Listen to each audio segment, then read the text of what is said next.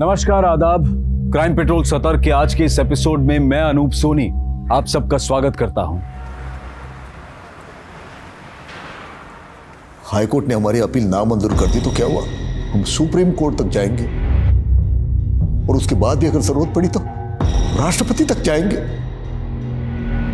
लेकिन इस दरिंदे नईम भट्ट को मैं जेल में नहीं, फांसी के तख्ते पर देखना चाहता हूं, जिसने मेरी शौविक जी, मैं आपके गुस्से को समझ सकता हूँ। देखिए, ये तभी पॉसिबल है जब सुप्रीम कोर्ट हमारे केस को rarest of the rare case में काउंट कर ले। इसलिए तो मैं कल सेंट्रल जेल जा रहा हूँ। हमें कोर्ट में इतना साबित करना है कि नईम भट्ट को अपने किए का बिल्कुल भी पछतावा नहीं है। जेल अथॉरिटीज और वहाँ के कैदियों से मैं सारी इंफॉर्मेशन कलेक्ट कर लूंगा। You don't worry, Naeem Bhatt jail से सीधा फांसी के तख्ते पे जाएगा।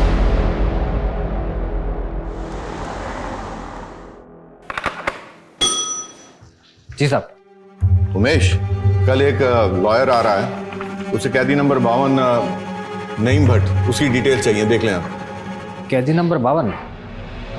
ध्यान नहीं आ रहा है। मैं कैदी नंबर 52? वो तो परोल पे है 6 महीने से। क्या पैरोल पे है 6 महीने से? ये कैसे हो सकता है? जाओ पैरोल रजिस्टर लेके आओ। जी साहब।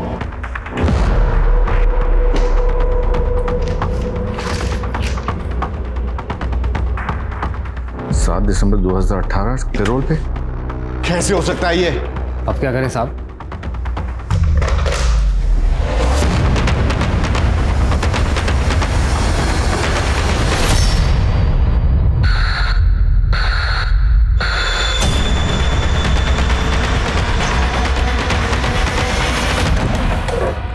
क्या कमिंग सर? आओ, खड़ा हो। क्या है सर? जय हिंद।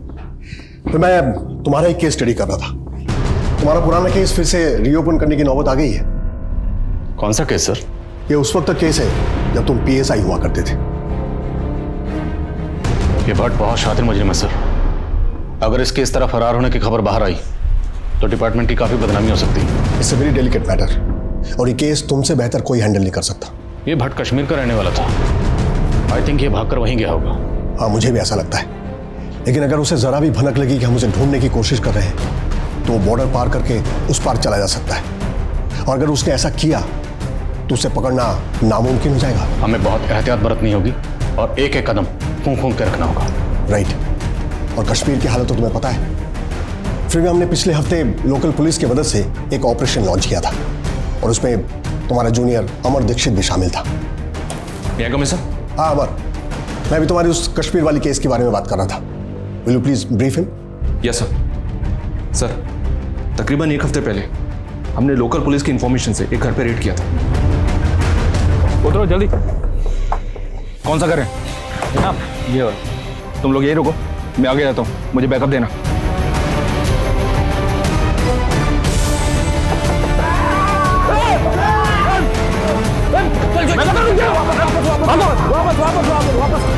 शायद यूनिफॉर्म में रेड करना गलत मूव था। हम एक और गलत मूव अफोर्ड नहीं कर सकते और ज्यादा दिन तक परोल से फरार कैदी की खबर को दबा भी नहीं सकते। अगर हमने क्विक रिजल्ट्स नहीं दिए तो ये केस सेंट्रल एजेंसी को सौंप दिया जाएगा। उसकी नौबत नहीं आएगी सर। मैं अभी इसी वक्त इस केस पर लग जाता हूँ। बट सर, मेरी एक रिक्वेस्ट है। बोलो। इस मिशन के लिए टीम मैं चुन। Okay, thank you sir. और सर, एक रिक्वेस्ट और है, मुझे इस केस में फ्री हैंड चाहिए। Okay, I fully support you. लेकिन एक बात है, जस्ट सी टू इट कि भट्ट बॉर्डर पार न कर पाए। I want him behind the bars at any cost. Crime petrol का हमेशा से यही मकसद रहा है कि लोगों में अपराध के खिलाफ सतर्कता बढ़े। लेकिन कुछ ऐसे केसेस होते हैं जो ना सिर्फ जनता के लिए बल्कि कानून और व्यवस्था के लिए भी सबक बन जाते हैं। आज का ये केस उन गिने चुने केसेस में से एक है जिसने सरकार को कई सालों से चले आ रहे 2 कानूनी प्रावधानों में बदलाव लाने पर मजबूर कर दिया। नियम कानून में मौजूद उन खामियों को उजागर किया जिनका फायदा उठाकर शातिर खिलाड़ी कानून से लुका छिपी का खेल खेलते थे।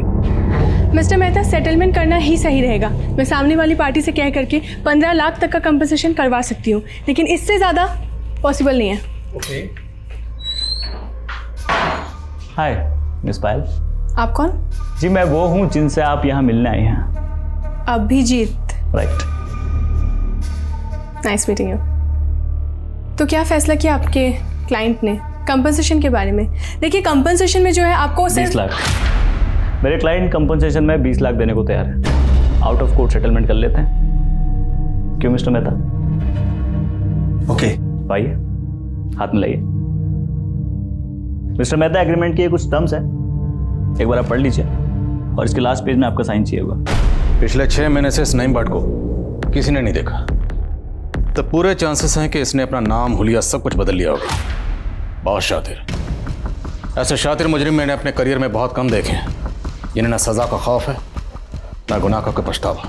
पर ऐसा शातिर मुजरिम पैरोल जम करके बाहर आज़ाद घूम रहा है, ये सोच कर ही मुझे गुस्सा आता। सर, ये नईम भट्ट जिस जेल में बंद था, वहाँ से इसके बारे में कोई इन्फॉर्मेशन मिल सकती है क्या?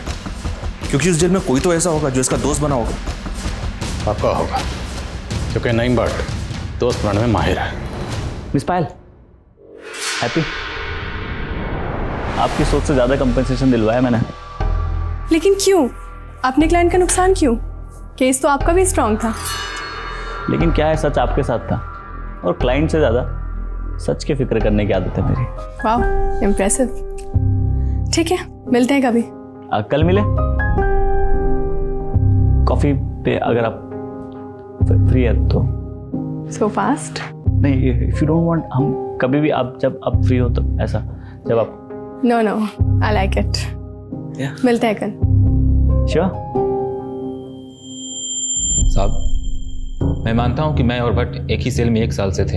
हाँ, थोड़ी बहुत दोस्ती थी उससे, पर और वो अपने ही ख्यालों में खोया रहता था। अच्छा, कभी बातचीत में उसने बताया कि पैरोल पर छूटने के बाद वो कहाँ जाएगा? कश्मीर जाएगा या कहीं और? वादियों में जाने की बात वो अक्सर करता था। हाँ साहब, एक आध बार उसने बताया था कि उसके कुछ रिश्तेदार रहते हैं उस पार। उस पार? तुम भी सेंट पीटर कॉलेज से पढ़े हो? मुझे तो कभी कॉलेज में दिखे ही नहीं तुम। क्या है ना, क्लास में कम, अपनी गर्लफ्रेंड के ख्यालों में जाता रहता था। क्या नाम था? बताओ ना। तुम्हें क्या बताऊं, अपनी गर्लफ्रेंड को नहीं बताया आज तक। अच्छा, मतलब दैट साइलेंट लवर टाइप। तुम फट्टू हो क्या? जाओ जाके प्रपोज करो।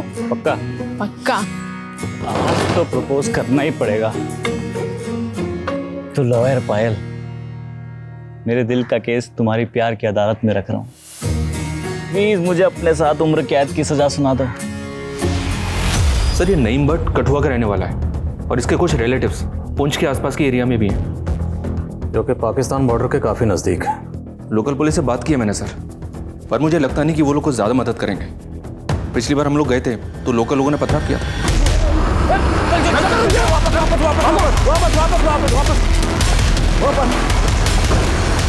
इससे कुछ बातें साफ हैं। नईम भट्ट का नेटवर्क काफ़ी स्ट्रांग है, इसलिए उसे तुम लोगों के आने की खबर पहले से मिल गई।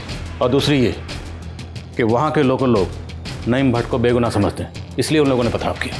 तो इस नईम भट्ट को हम पकड़ेंगे कैसे? पकड़ेंगे, और ज़रूर पकड़ेंगे।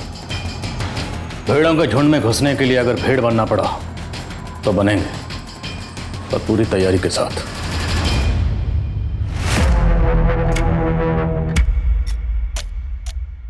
हसन मेहंदी, तुसी जलंधर से हो? हाँ जी। ठीक है, नौकरी पे रख रहा हूँ, कल किसी सोसाइटी में ड्यूटी फिक्स करता हूँ तेरी, ठीक है? शुक्रिया पाजी। चलो, कोई बात नहीं।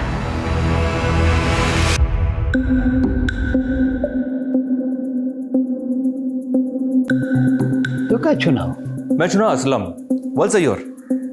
बात को गुलफाम साहब, आपने इतने कम वक्त में हम सबको इतनी अच्छी कश्मीरी सिखा दी, बहुत शुक्रिया।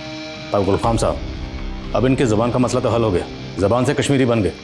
अब मसला है लिबास का, लिबास का भी इंतज़ाम करना है। आज ऑफिस में जाओ। सॉरी पायल, पर मुझे तो जाना पड़ेगा ना। क्या है कि दुबई का प्लान तुम्हारा पोस्टपोन हुआ है, मेरा नहीं। मेरा तो ऑफिस चालू है ना, और क्लाइंट को क्या बोल के मना करूँ यार? लॉयर साहब, आप हमारे लिए झूठ नहीं बोल सकते। हाँ मैडम, लॉयर हूँ, लायर नहीं। और तुम शायद भूल रही हो, तुम्हारी जो छोटी बहन निशा, जिसके एग्ज़ाम के वजह से हमारी शादी मार्च में ना होके दिसंबर में हो रही। तो अगर हमारी शादी अभी तक हो चुकी होती तो हम दुबई में सेटल हो चुके होते और हनीमून की तैयारी कर रहे होते, नहीं? तो थैंक्स टू योर बहन, bye bye, see you. Bye.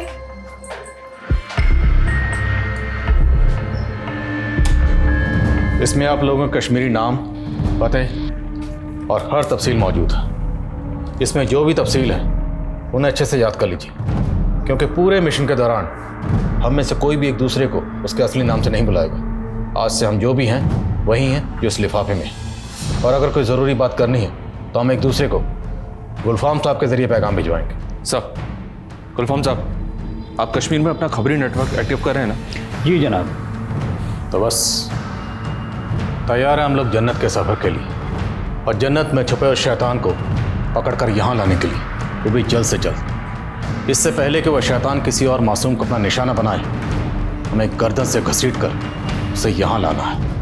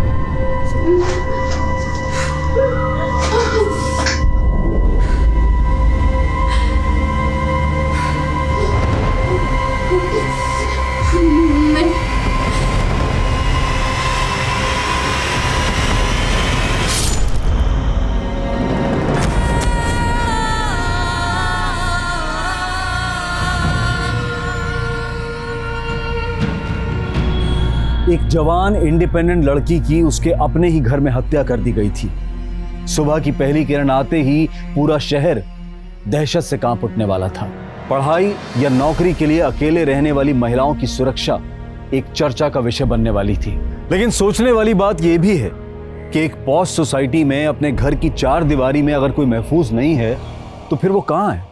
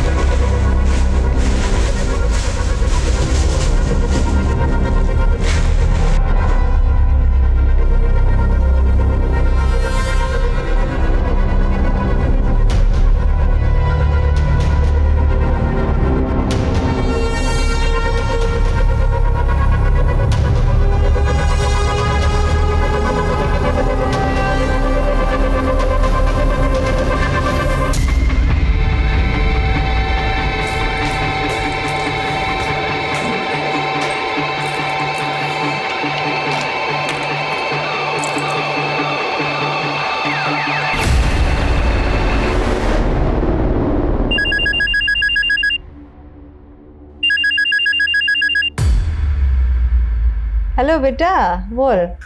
पायल को किसी ने मार दिया। की बोलছিস?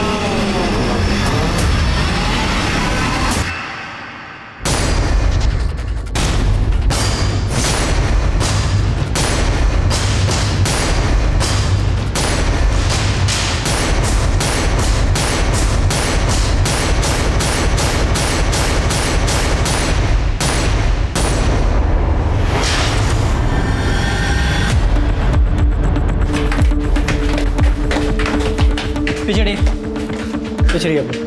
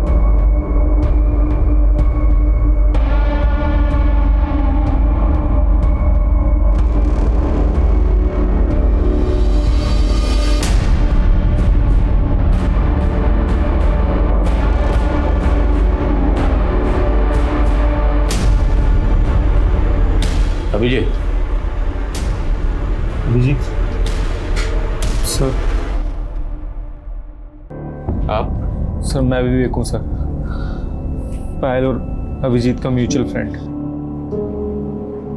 जब आप घर में दाखिल हुए तो आपने क्या देखा? जब मैं घर में आया तो चाबी रखी, किचन में पानी पिया, कमरे में गया तो पायल पायल पायल पायल पायल पायल कुछ नहीं होगा, हेल्प हेल्प पायल कुछ नहीं होगा, हेल्प हेल्प पायल पायल कुछ नहीं होगा, हेल्प हेल्प। पड़ोसी के पास भी गया सर मदद मांगने पर कोई नहीं आया।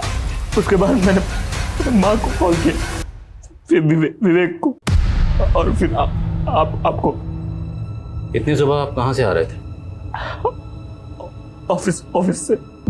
आप हर रोज ऑफिस से इतने लेट आते हैं? कुछ काम था केस को लेकर। आपकी पायल से आखिरी बार कब बात हुई थी?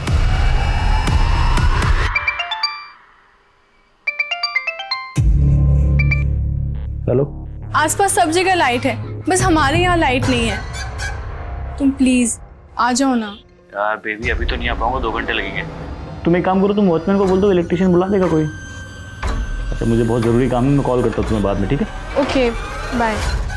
तो वो कॉल थी रात को 12:15 पर। ये पायल की आखिरी कॉल थी? एक और कॉल आया था सर, आधे घंटे बाद। दोबारा लाइट चली गई थी? हाँ, इलेक्ट्रिशियन का कहना था कि वायरिंग का इशू है, इसलिए बार बार एमसीबी ट्रिप हो रहा था। अभी तो लाइट है। अच्छा सुनो ना, तुम कब तक आ रहे हो? जल्दी आ जाओ ना प्लीज। ओके बाबा, कोशिश करता हूँ। और कोशिश करके आप कितने बजे तक घर पहुंचे? 4 बजे के आसपास। सर मैं पायल और अभिजीत का पड़ोसी हूँ और इस सोसाइटी का सेक्रेटरी भी। सर रात को ना तो मेरे घर की लाइट गई और ना ही किसी सोसाइटी मेंबर के घर की। हमने इलेक्ट्रिसिटी बोर्ड भी चेक किया, वहाँ से भी कोई छेड़छाड़ नहीं हुई। सर पायल बहुत अच्छी लड़की थी, मुझे यकीन नहीं होता कि हमारी सोसाइटी में भी ये सब हो सकता है। अच्छा ये पायल और इसके पति के रिश्ते कैसे थे? सर इन दोनों के रिश्ते तो बहुत अच्छे थे, लेकिन अभिजीत और पायल ने अभी शादी नहीं की थी, दोनों लिविंग में रहते थे। हाँ सर,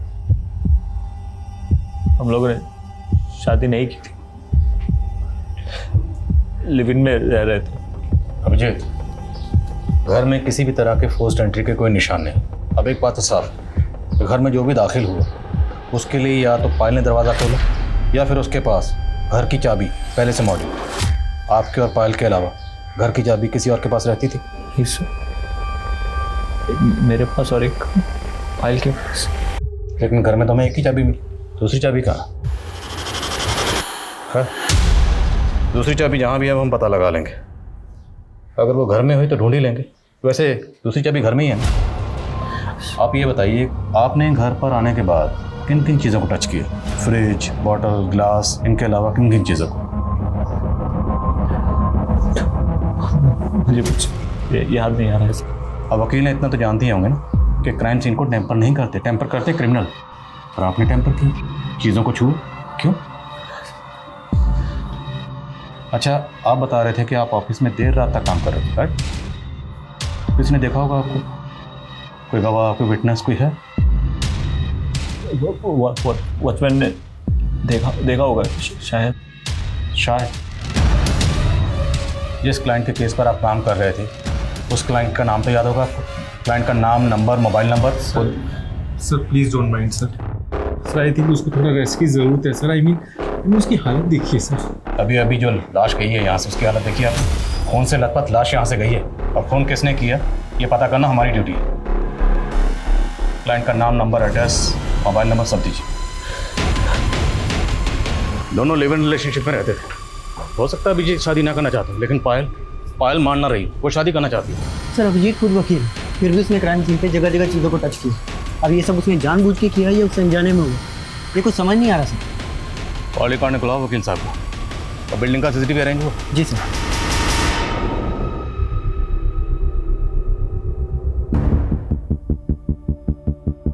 बारह 12:21 पे ये गार्ड के साथ कोई आ रहा है। शायद ये इलेक्ट्रिशियन, लेकिन चेहरा साफ नजर नहीं आ रहा। गार्ड के साथ फिर से वही शख्स, लेकिन इस बार भी चेहरा नजर नहीं आ रहा। कौन है ये? सर इलेक्ट्रिशियन लगता है, क्योंकि 2-3 इलेक्ट्रिशियन बिल्डिंग में आते रहते हैं, लेकिन ये कौन है ये बता पाना मुश्किल है। लेकिन सारे इलेक्ट्रिशियन पास की बस्ती में रहते हैं। जरा गार्ड को बुलाइए, उसको पता होगा। सर वो तो नाइट शिफ्ट में था, अभी घर गया है।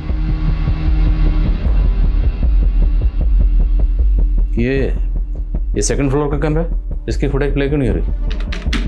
समझ नहीं आ रहा सर, इसे क्या हो गया। पिछले हफ्ते तो सारे कैमरे चेक करके गया था आदमी, लगता है फिर खराब हो गया। शायद खराब हुआ नहीं है, खराब किया गया। जितने भी इलेक्ट्रिशियन यहाँ पे आते हैं सबका एड्रेस दीजिए और मुझे पूरी रात की फुटेज चाहिए। जी सर। नहीं सर, मैंने गया था कल रात को। सच बोल रहा है ना? बिल्कुल सच बोल रहा हूँ साहब। मैं जीवन ज्योति बिल्डिंग में जाता हूँ इलेक्ट्रिशियन का काम करने के लिए, लेकिन कल रात को नहीं गया मैं। हाँ सर, कल 2 बार गया था जीवन ज्योति सोसाइटी, और 203 वाली मैडम के घर की लाइट चली गई थी। यहाँ तो सब ठीक है मैडम, मैं नीचे एक बार मेन स्विच देख के आता हूँ। 203 ना? अरे यार ये एमसीबी ड्रिप हुआ है यार। लाइट आ गई ना मैडम? हाँ भैया। अरे मैडम वो कुछ था नहीं, मेन स्विच का एमसीबी ट्रिप हो गया था, तो अभी ठीक कर दिया है, आपको प्रॉब्लम नहीं है। Okay, thank you. लेकिन आधे घंटे बाद गार्ड का फिर से फोन आया, तो जाके देखा तो एमसीबी ट्रिप हुई थी, उसको ठीक किया और फिर मैडम को बताया आप एक काम करो, कल तक के लिए ना एसी और गीजर मत चलाना, कल आके मैं पूरी वायरिंग चेक कर लेता हूँ। ठीक है? ठीक है भैया। ठीक। फिर मैं घर आ गया सर।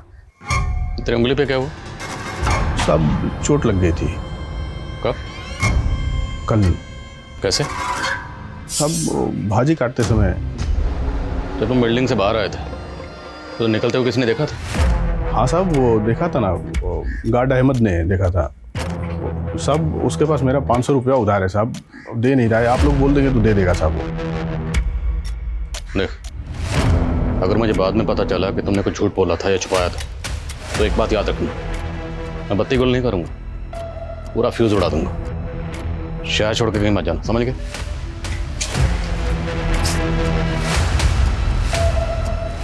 सोसाइटी के चप्पे चप्पे से वाकिफ है, हो सकता है सीसीटीवी इसने खराब किया। कॉल रिकॉर्ड्स निकलवा इसका।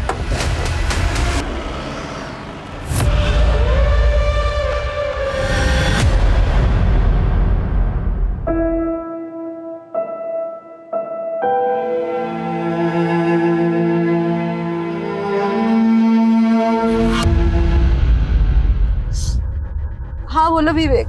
अरे पुलिस अभिषेक को पुलिस स्टेशन लेके गई पूछताछ करने के लिए। क्या?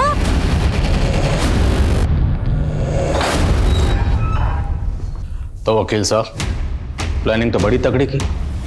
पहले देर रात तक ऑफिस में रुकने का बहाना किया, फिर चुपके से आके पायल का मर्डर किया, उसके बाद माँ को फोन किया, दोस्त को फोन किया, और उसके बाद बुलाया हमें। ये क्या बोल रहे हैं सर आप?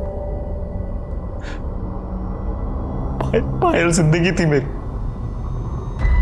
मैं क्यों मारूंगा उसे? यही पूछने के लिए तो बुलाया कि क्यों मारा उसे। और ये एक्टिंग मत करो, एक्टर नहीं वकील, फिर भी क्राइम सीन को जानबूझकर टेम्पर किया। क्यों? सर मैंने जानबूझ के कुछ नहीं किया सर। तो पायल के साथ ये सब हो रहा था तो मैं ऑफिस में था। आप ऑफिस का रिकॉर्ड उठा के देख लीजिए। कुछ चेक करने की जरूरत नहीं है, मैं 100% श्योर हूं कि आप ऑफिस में ही होंगे, ये मेंशन होगा वहां पे। वकील जो तगड़ी प्लानिंग तो की होगी।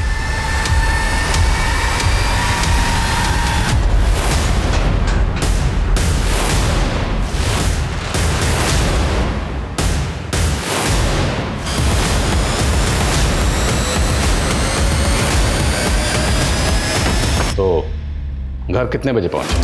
सर कितनी बार बोल चुका हूं मैं आपसे, 4 बजे के आसपास। तो 4 बजे के आसपास जब आप अपने घर पहुंचे तो एंट्रेंस पे जो सीसीटीवी कैमरा लगा हुआ है, तो उसमें आपकी गाड़ी आते हुए नजर क्यों नहीं आ रही?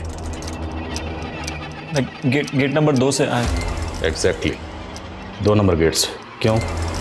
क्योंकि आपको पहले से पता था कि 2 नंबर का सीसीटीवी खराब है। मुझे कैसे पता होगा सर? कोइंसिडेंस हो सकता है। कोइंसिडेंस? जिस गेट से आप एंटर हुए वहाँ का सीसीटीवी खराब, जिस लॉबी में गए वहाँ का सीसीटीवी खराब, जिस फ्लोर पे आप रहते हो वहाँ का सीसीटीवी खराब, और बाकी बिल्डिंग के तमाम सीसीटीवी चल रहे हैं। वकील साहब, इसे कोइंसिडेंस नहीं इसे कहते हैं प्लानिंग। कैसे समझाऊं सर आपको? मैंने कोई प्लानिंग नहीं की।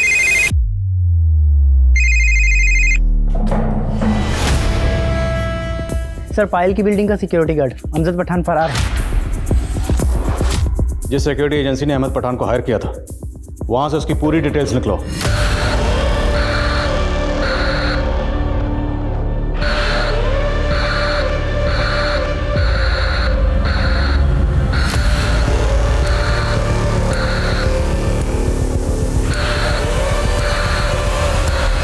ठीक है, एड्रेस है लाल चौक कश्मीर। बस कोई एड्रेस प्रूफ नहीं लिया, ऐसी जॉब पे रख लिया। कौन है अहमद पठान?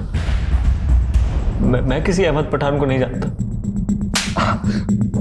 आप बाहर क्यों है सर? अहमद पठान 1 साल से तुम्हारी बिल्डिंग का वॉचमैन था और तुम्हें याद नहीं? हाँ सॉरी, आपने अचानक पूछा तो दिमाग से निकल गया। और अब अचानक पड़ा तो दिमाग में आ गया, है ना? अहमद पठान 1 साल से तुम्हारी गाड़ी साफ कर रहा था, तुम्हारी इससे कभी बात नहीं हुई? अब कहना क्या चाहते हैं? साफ साफ कहिए। हमने जो बोलना था बोल चुके हैं। अब साफ साफ तुम बताओ कि अहमद पठान को कितने पैसे दिए पायल को मारने के लिए? तुम्हारे और पायल के बीच में क्या प्रॉब्लम चल रही थी? सर आप क्या बोल रहे हैं? अगर आप मेरा दुख कम नहीं कर सकते, कम से कम उसे बढ़ाइए मत। दुख या पछतावा? होता है। जब कोई पहला जुर्म करता है तो उसे बहुत पछतावा होता है। उसका ज़मीर उसे बहुत कोसता है, जैसे तुम्हारा ज़मीर इस वक्त तुम्हें कोस रहा है। लेकिन इसका एक इलाज है।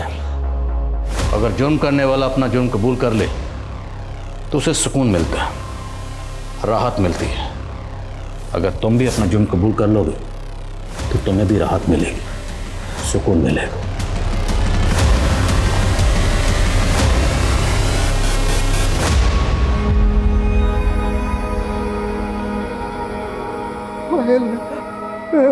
क्या हो गया पायल?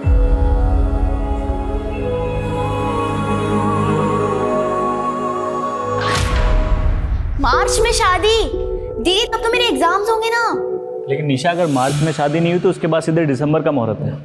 और पायल, हमारे दुबई सेटल होने का प्लान पूरा पोस्टपोन हो जाएगा यार। तुम काम में क्या लगे हो? अपनी बहन को समझाओ। तुम फिक्र मत करो, शादी से पहले तुम्हारा जो साथ रहने का प्लान है ना, बहुत अच्छा है ना पापा?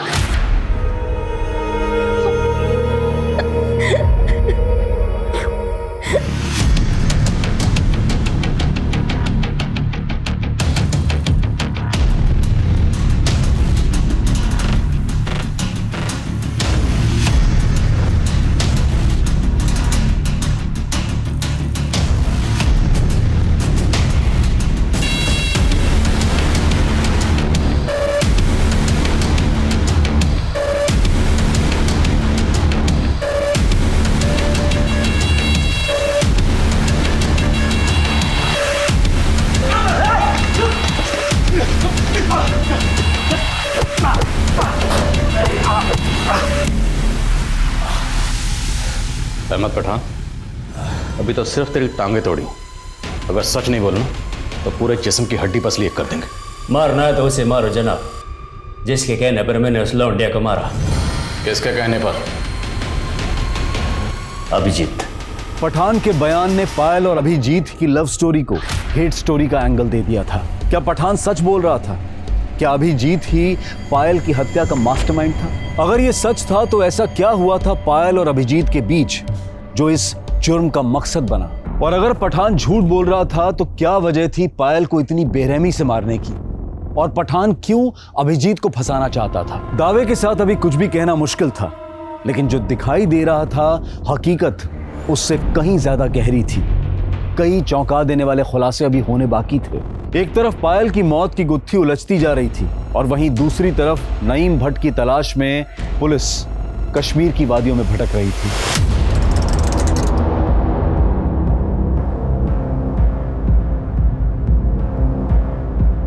अस्सलाम वालेकुम जनाब। वालेकुम अस्सलाम।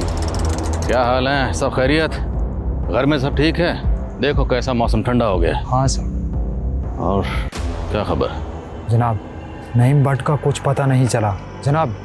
उसका एक चचेरा भाई भी है, यहीं रहता है पास में। नाम क्या? इरफान भट्ट। जनाब, नईम भट्ट का खास जिगरा है इरफान भट्ट। दोनों आजकल आसपास नहीं दिखते, लेकिन इरफान भट्ट मुंह छुपा के फिरता है। अगर आप उससे पूछेंगे तो शायद वो कुछ बता दे नईम भट्ट के बारे में। इस इरफान को हम देख लेंगे, तुम अपना एंटीना नईम भट्ट के लिए ऑन रखो। वक्त कम है, कहीं ऐसा ना हो बॉर्डर पार करके उस तरफ चला जाए। इरफान की डिटेल दो। ये देखिए जनाब, ये इरफान भट्ट है? जी जनाब। ये फोटो दूसरे साहब के मोबाइल में भेजो। ओके जनाब। अच्छा मैं चलता हूँ मैं। आजा विवेक। कहाँ जा रहा है बेटा तू? ऑफिस जा रहा हूँ ना। ऑफिस? अभी अभी तो आया तू ऑफिस से 5 मिनट पहले। अच्छा। हाँ सुनो, मैं क्या बोलूं बेटा?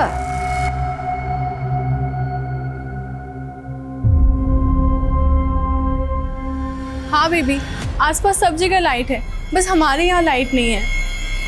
तुम प्लीज आ जाओ ना। यार बेबी अभी तो नहीं आ पाऊंगा, 2 घंटे लगेंगे। तुम एक काम करो, तुम वॉचमैन को बोल दो इलेक्ट्रिशियन बुला देगा कोई।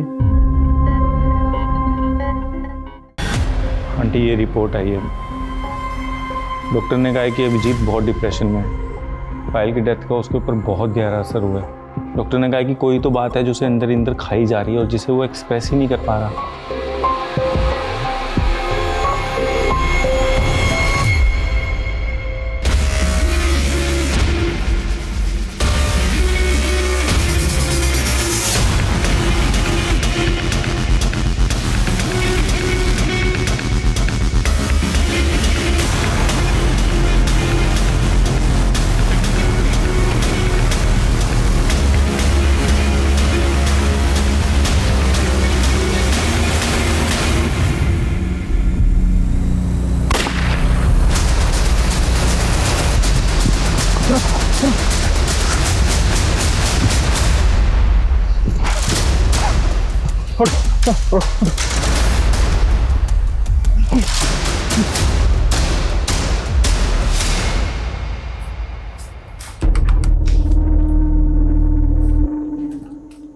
कहाँ गया था बेटा तू? फोन क्यों नहीं उठा रहा था? फोन? हाँ मैं फोन लेकर गया था, शायद पार्क में रह गया होगा फोन। फोन कहाँ है मेरा? मेरा फोन यही कहीं तो। तू फिक्र मत कर। सुन बेटा, तू चिंता मत कर, हम नया ऑर्डर कर लेंगे, ठीक है? ये बता तू गया कहाँ था? ये लेने गया था माँ, बहुत दिन से पेंटिंग नहीं की तो सोचा पेंटिंग करूँ। वाह बहुत अच्छा, बना पेंटिंग बना।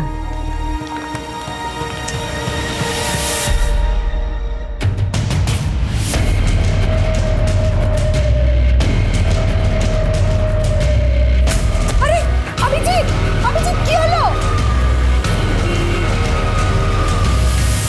क्या हुआ अभिजीत को? कैसी तबीयत अब? मेरी बात हुई है अंकल डॉक्टर से अभी। उसे इन्फ्लेमेटरी ब्रेन डिसीज हुआ है, उसकी मेंटली हालत बहुत नाजुक है अंकल।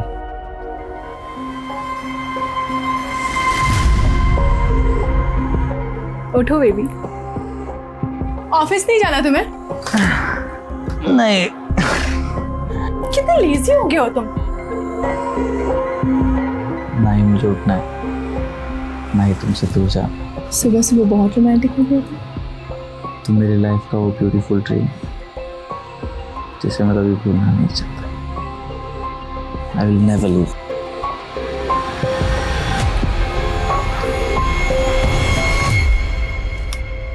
बेटा देख तेरे लिए चाइनीज लाए हैं। बेटा बेटा बेटा अभी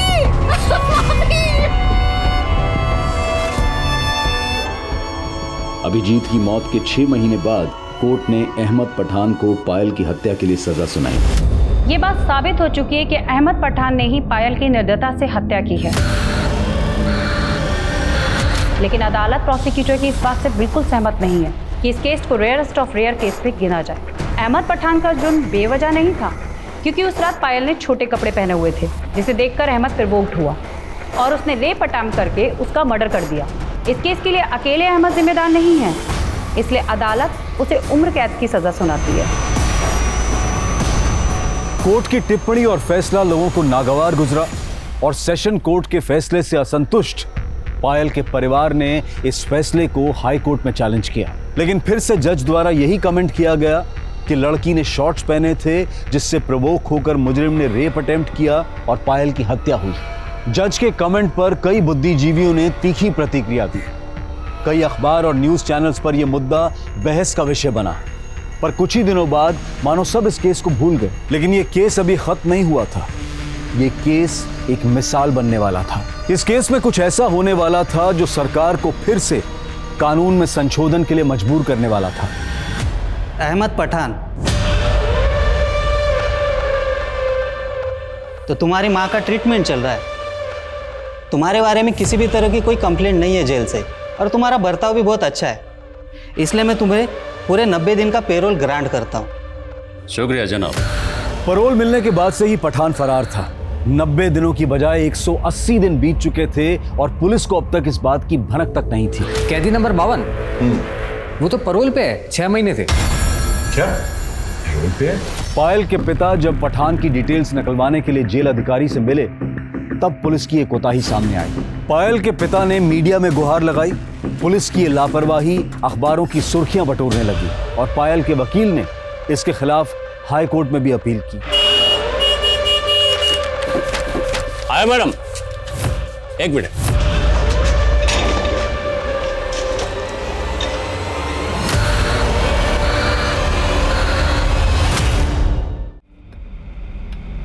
माफ़ करना जनाब, पिछली बार मेरी गलत इन्फॉर्मेशन की वजह से आपकी जान खतरे में पड़ गई थी, लेकिन उस गोली पर इरफान भट्ट का नाम लिखा था।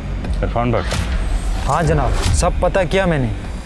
इरफान भट्ट के कितने दोस्त हैं, कितने दुश्मन हैं, उसमें हमें कोई दिलचस्पी नहीं है। यहाँ पे हम नईम भट्ट के लिए आए। ये देखिए, 2 दिन पहले ही शिफ्ट हुआ है जनाब, नाम बदल कर काम कर रहा है। आजकल कहाँ है? बारामूला में जनाब।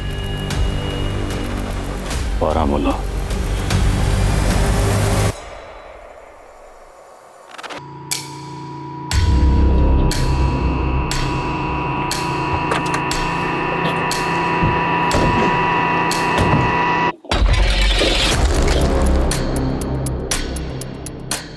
बोलता है ब्रदर, मैं सा खुशखबरी चोने खातिर वालसा योड़।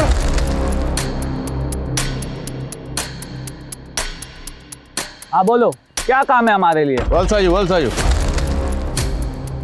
देखो, सिर्फ तुम्हारे लिए काम नहीं है, बहुत से भाइयों के लिए काम है।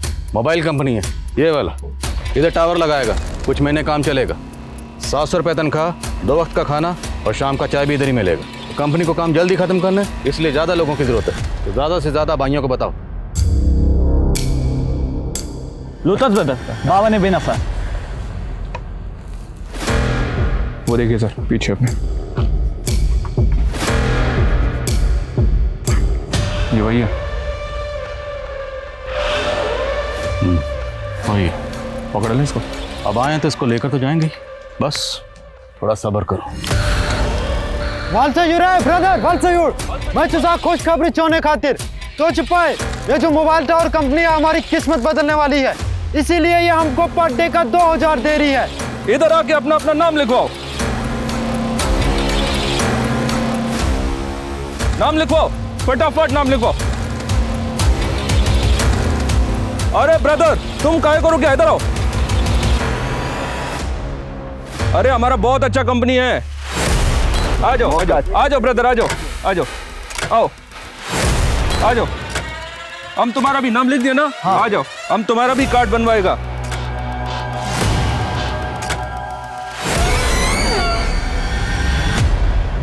तुमको अच्छा पगार मिलेगा। ये अच्छा कार है ब्रदर, ठंडी बहुत हो रहा है, बैठो गाड़ी में, बैठो फटाफट।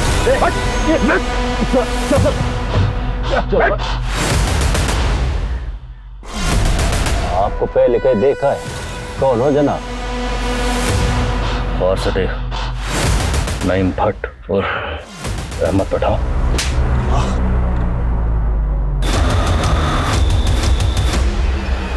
ये जन्नत तेरे जैसे शैतान के लिए नहीं, इसलिए तुझे घसीट कर यहां से निकालने के लिए आए। चलो। बहुत देर कर दी जनाब आते आते, हमको मालूम था एक न एक दिन जरूर पकड़ोगे, पर पिछले टाइम से ज्यादा परेशान किया आपको। कितनी बार कहूं जनाब आपको, अभिजीत ने ही मुझे फोन करके उस पायल को मारने के लिए कहा था। हमने सब पता लगा लिया। अभिजीत ने कभी तुझे ऐसा कुछ नहीं कहा और ना ही उसने कभी तुझे फोन किया। अब बोल।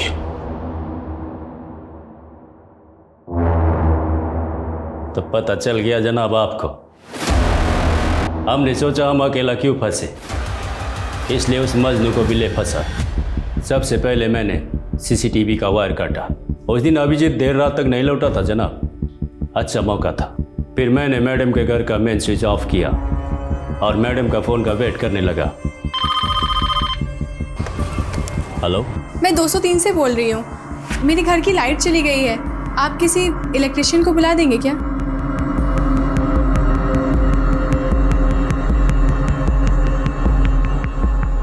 पहली बार बिजली गुल किया तब मैं चाबी लेने में नाकामयाब रहा जनाब, इसलिए दोबारा बिजली गुल करनी पड़ी। क्या भैया, बार बार लाइट जा रही है।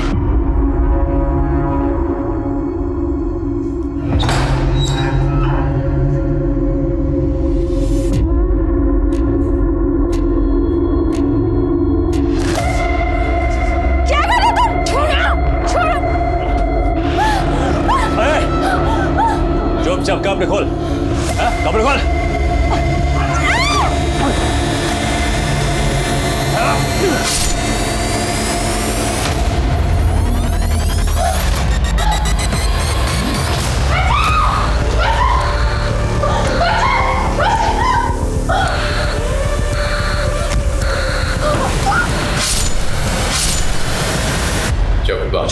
तीसरे माले में 303 नंबर की फ्लैट खाली थी जनाब, उसी में छुपा थी।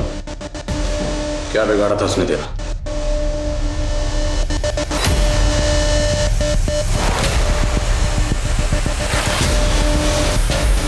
ओ भैया, नजर अपनी ना गेट पे रखिए। आपको गलत फहमी होगी मैडम। देखो, जुबान मत लड़ाओ, बदतमीज कहीं के।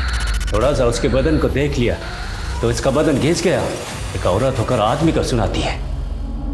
उसकी बातें अंगार की तरह चुप रही थी, इसलिए हमने तय कर लिया कि हम उसके गुरूर को तोड़ के रहेगा।